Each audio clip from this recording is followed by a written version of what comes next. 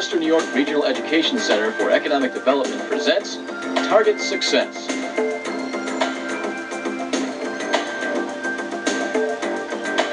Bringing together leaders in business, industry, and education for worker training and community progress. Established in 1983, the Western New York Regional Education Center for Economic Development has been designated by the State Education Department to coordinate employment and training programs across New York. The Western New York Center serves Erie, Niagara, Chautauqua, Cattaraugus, and Allegheny counties. And now, here's the host of Target Success, Gerald Wolfgang. Welcome to Target Success. Our weekly cable television program brings together leaders in the fields of education, business, economic development, and government to discuss their successful ventures. Today we have with us Henry Sloma, a commissioner with the Niagara Frontier Transportation Authority. Welcome, Henry. Jerry, thank you. Great to be back.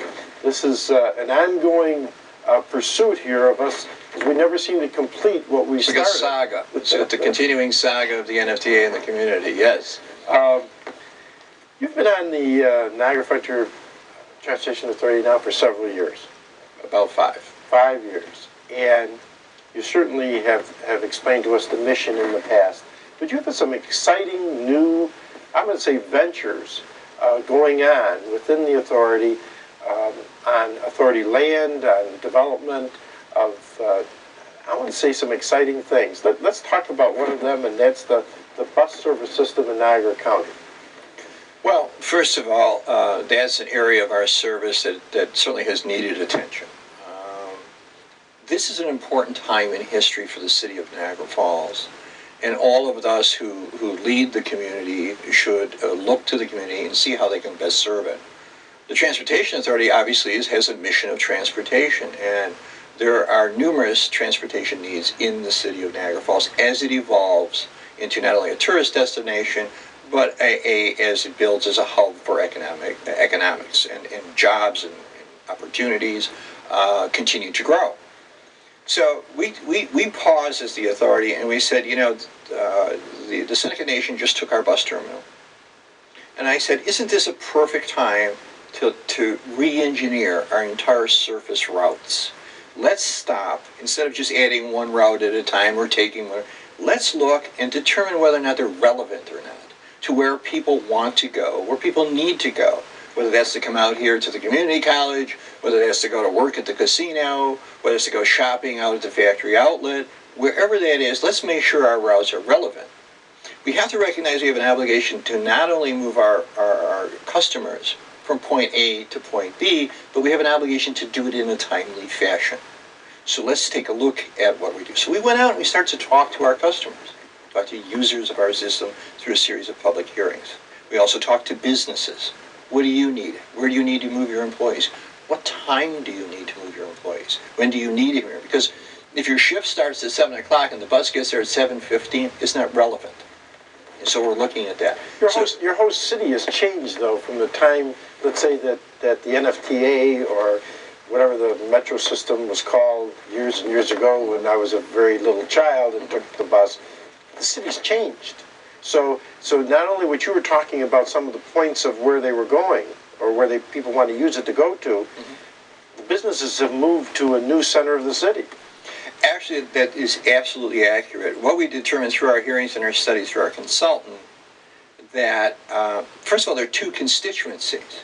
The people who live and work in this community and need to use our system to find and fulfill opportunities, and the tourism industry and the hospitality industry. Now, they used to coexist. Downtown Niagara Falls was also the center of population, center of commerce, banks, businesses, and so on. Over time, the residential nature of Niagara Falls has shifted outward towards Military Road. Now, the tourism area tends to stay constant, and so therefore we have two constituencies, and we had to come up with a system that would efficiently and strategically serve both. That is really, I mean, it's something that I'm sure people don't sit there and think about, but as certainly as someone providing the bus transportation for people to get to a place on time and to shop, it is very important to find out what they want and what they will use, and that you've done that very successfully by going out and talking to them. Now you've gotten to the second phase. The second phase now is you have the information. Now you have to plan the actuality of how it's going to work. Right. And you have some new, you called it nodes in our pre-conference. My secretary asked me what a node was when I was preparing for the, and I tried to describe it. I don't know if I did it adequately, but tell us about now the possible sequence of trying to now move this traffic around and where people would pick it up. Okay. First of all, I want to preface this by saying, this is like one of these political speeches, thank God we're through with all of that. Look, it talks about, when we listen to the folks, we determine that they literally live their life based on our bus schedule. And that's an enormous responsibility to move those folks. So we need, again, to move them not only where they want to go, but move them efficiently. We determine that the vast majority of our users would be best served if the main transportation center was strategically located somewhere in the LaSalle area, near Pine, near Pine and Military, somewhere in that area, and we're exploring sites for our main terminal there. It's strategic for people who commute to Buffalo, people who go shopping, people who go to community college. It and also connects Lockport, Tonawanda. It's very strategic for that. But we, as I pointed out earlier, we need to serve the hospitality folks. So we said, let's create a transportation node, a substation, downtown Niagara Falls. But maybe it looks a little different. Maybe this is the welcome, information, tourist, transportation center downtown. So we went to Parks Recreation, we went to the tourism folks and said, why don't you partner with us, become co-tenants with us, we'll put in bus slots, but you can welcome the folks as they come into the city and serve that constituency that way. Also, we would link those two nodes, the main center and the downtown center, and color code our routes. If you've ever been in a strange city and you look on the sign in the front of the bus, you don't know where Walnut Street is or Pine Avenue. You don't know where any of those are. So we're going to have the red route. And the red route will take you from downtown to the transportation center, which might be shopping, or vice versa. The people who are in the hospitality folks who stay out on Route 62 could just go to the transportation center and take them downtown, and there are no parking problems. The city of Niagara Falls is also building a train station. And at the train station on Main Street, there'll be 2 bus slots, another node.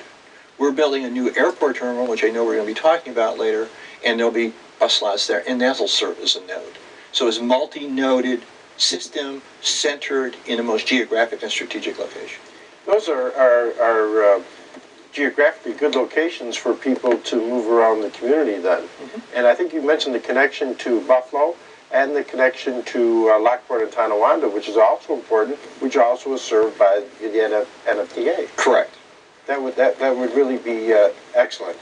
I think we've talked about the surface system, and I think that'll be very newsworthy, certainly to the people listening. Is there a phone number that people could call to get more information about the NFTA and Now that is the only question, Jerry, that I do not have an answer to. No, I do. Obviously, the NFTA is available, obviously, in the phone book, but there's NFTA.com where they can go. And I'll tell you, it's really a great website because we give real-time flight information, we give route information, and most folks at this point are using computers. It's NFTA.com. All right, now I appreciate that. And they'll put that on the screen several times during the program so people can look that up on the internet and get more information. Let's talk about the waterfront. The NFTA owns vast property along Lake Erie, and over the years there's been many discussions about what should go there, what shouldn't go there, and under the current board or Transportation Authority, you have pushed that to a new level in getting a study going and now an RFP going, so that you are able now to at least start a plan as to what might be there. Tell us about the concept, first of all, and in the use of that. As you know, you go to Cleveland or you go to Baltimore, and the waterfront is a tourism issue. It's a place where people like to go. And there have been some successes in Cleveland and Baltimore, and we've been to some of those places. And we'd like to see the same kind of success here in Buffalo. Problem historically has been some of the property that we own has been under DEC control because it was contaminated. And we have remediated and found solutions to allow it to be useful. So that was what has held up, because there was some chunk sitting in the middle of this 130 acres that did not allow us to develop it. That's been resolved, and we put out a request for qualifications. For major international firms, national firms, responded. We qualified for, and then we went out to an RFP, and those RFPs are now coming in, and they're talking about, you know, their various proposals on the best use of their property. Now, I have to say, and we've had some public hearings on this, what is best use, and I think that's going to be a point of controversy. And the reason I say that is during the hearing, we're sitting there, and a gentleman shows up to offer testimony. And he says, I live in these apartments that are right on the waterfront, right near the park there, near where Crawdaddy's used to be. And he says, I love living there. But by building those apartments there, you deny public access. And as you know, waterfront property is very precious, and the public has a view, and then we heard from other folks who showed up and said the property should remain public. And some folks recently launched some campaigns that ran for office that talked about, should it be public land, should it be developed, what's highest and best use, should that be apartments, should that be an entertainment district. There was some thoughts being bantied about the Seneca Nation. I mean, what should it be? And how much of it should be private, and how much should of it be public? And I think that that's going to be a very, very difficult decision for the Board of Commissioners. Very interesting, because certainly we do have people who believe that all land near the lake or river should be public, and it should be for our use and recreational.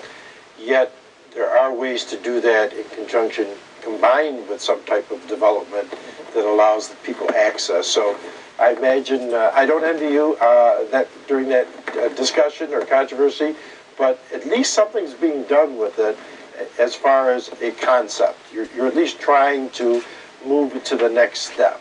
And I think the board should be congratulated for at least bringing it to an end discussion.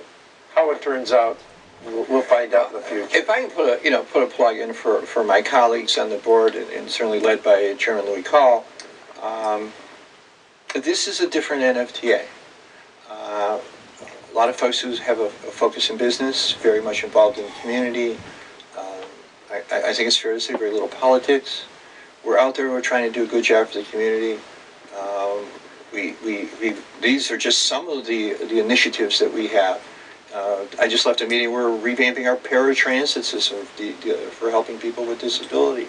I mean, we're out there and we're running this as best we can like a business, reaching out to the community. And I think it's great, and certainly from my experience in government and from afar, I think it's an excellent contribution that the board is making, and they really should be congratulated for that. Niagara Falls Airport, we have heard stories over the years. It must be 50 years of stories and grants and studies about the use of it. I know when you got on 5 years ago, one of your key, as you've given our listening audience, certainly one of your key items was, we're going to develop this airport. And I think things are coming along now at a much faster pace, and you're going to be able to tell us about that. In the last casino funding that came to the city of Niagara Falls, I believe they put aside $1 million for construction. That hasn't happened yet, so at least you know the money's in the bank, I guess, once you start construction. But the NFTA is designed, have gone through design, have gone through quite a large amount of money in getting a plan together, a design, and getting ready to construct a new terminal. Tell us about that. Well, as you indicated, in a previous visit here, I talked about the inadequacies of the current terminal. We've come to a basic conclusion that if we don't build a new one, no one will come and use it. I mean, just because of security issues and so on. So we're committed to build a new one. The problem is that there isn't federal funding to build a terminal when there aren't any current users. And so we have to find untraditional ways to fund this. The biggest chunk actually that we're looking towards is the casino revenue. And there was a casino commission that through the city allocated $1 million towards the construction of a new terminal in Niagara Falls. That commission has ended, has sunset, and now they're talking about, and I say talk in a kind way, there's a lot of discussion about what the new configuration should be and who should decide where the money goes and so on. The one thing that all of the various groups can agree upon is that there should be an allocation of approximately $1 million a year for the balance of the casino compact, which is 13 years, allocated towards the construction of the terminal. With that big chunk in mind, we've gone into design. The authority has put forth $1.2 million towards hiring an architect to design it. Last meeting, we picked out the colors for it. We're going to build a new terminal out there. There's been some controversy back and forth on whether the money should flow to the city and to the authority, and Senator Maziarz has argued on behalf of the money flowing directly to the authority. And the reason he's made that argument is if you think about a constant payment a year, the bondholders and bond counsel who advise us and have to sell the bonds have to assess risk. And if it appears to be a riskier investment, the interest rate goes up. If the interest rate goes up, that leaves us less net to be used for the construction. So you want to try and minimize risk, keep interest rates down. The yield, the net yield to build out of that $1 million a year is greater. So the senator has advanced a plan based on, sound business concept, says keep the interest down, let the money flow right to the authority. They have a better chance of selling their bonds. And that proposal is greeted, I think, by many people as a very significant addition to the NFTA's proposal to build this new terminal. It would guarantee the terminal being built. That's the cornerstone. Without, I have to say, without those casino dollars, that terminal won't be built. So it's crucial. But I think there's agreement for those that lead this community that should be done. We have other contributors that we're looking towards to finish it. The whole project's $29 million. And some folks have already put forth some federal dollars to improve the ramp where the terminal will go, because the terminal will be inland more in the airport than it currently is. So we had to improve the ramp to carry the weight of the aircraft.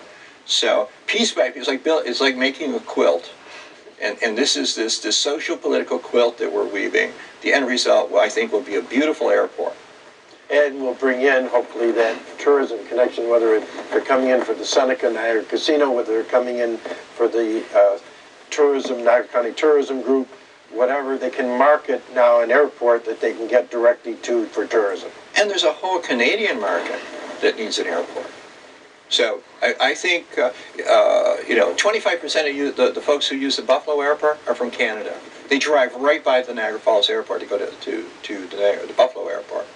I think there's huge potential. Seneca Nation, I talked to one of their representatives. They essentially endorsed the idea. They're putting up a 5-star hotel. It's time. This is an important time in history. We need to meet the challenge. And it meets the transportation needs of the area. One, by connecting it, as you said, with the bus transportation, tourism. It sort of brings it into a circle that everything is working together instead of disjointed. And that's why I said earlier, we need to re-engineer our transportation system.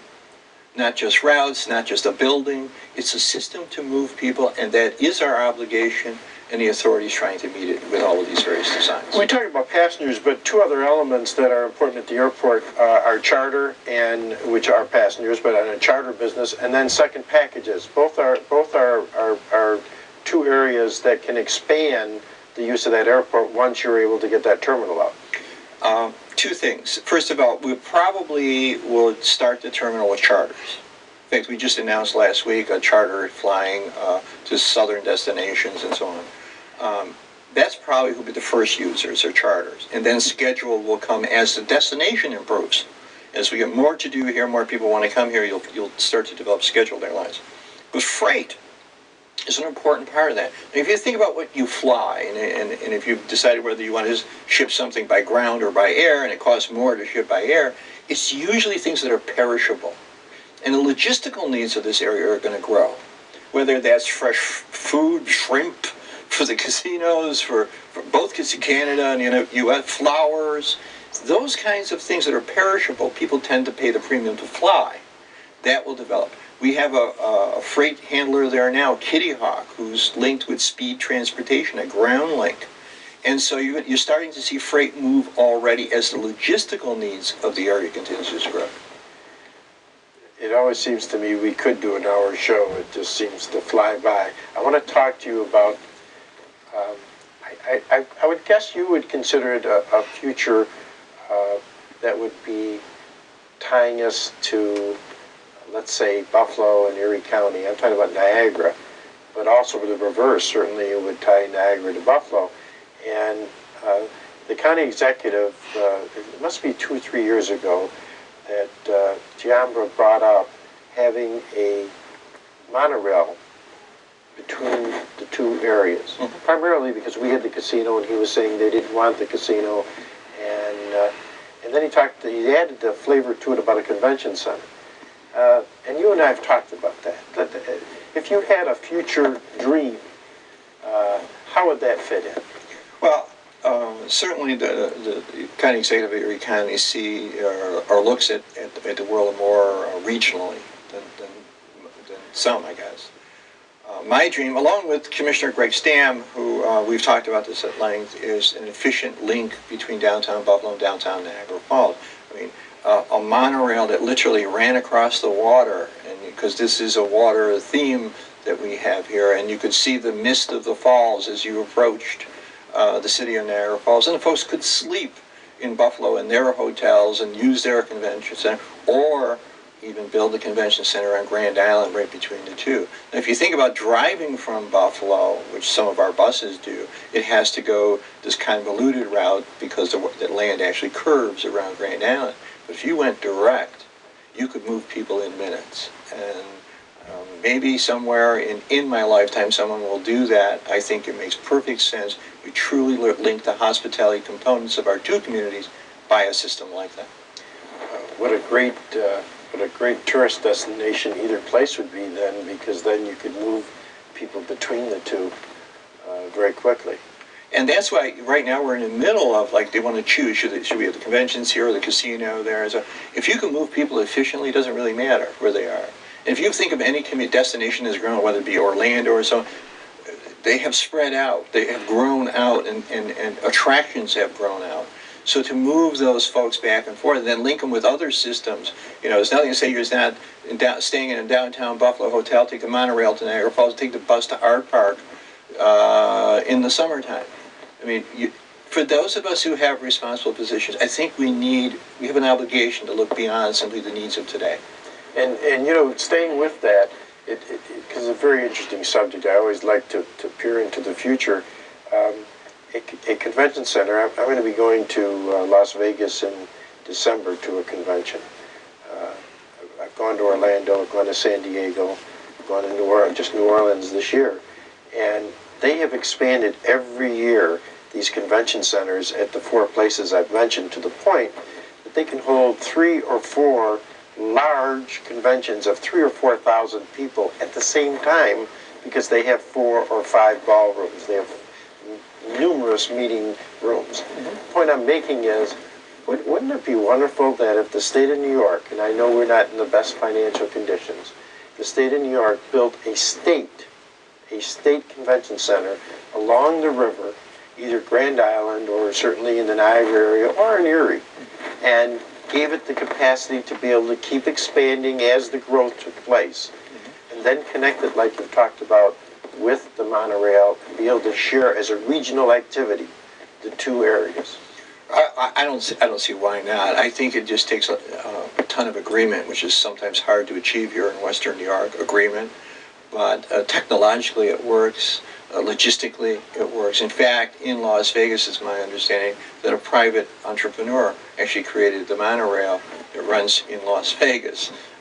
Maybe we get the folks who bought the Detroit-Windsor Bridge to build a monorail and a new bridge to Canada and link this together. It takes, without dreams, there's no progress. And we need folks with vision and willing to take the risk to dream. And I think that's what we need here in Western New York. Your experience with the NFTA, if you had, in the short time we have left, what would be another future goal of trying? We've talked about the airport, we've talked about the waterfront, we've even talked about a possible monorail. Is there something else in that vision that could happen in the next few years to plan for?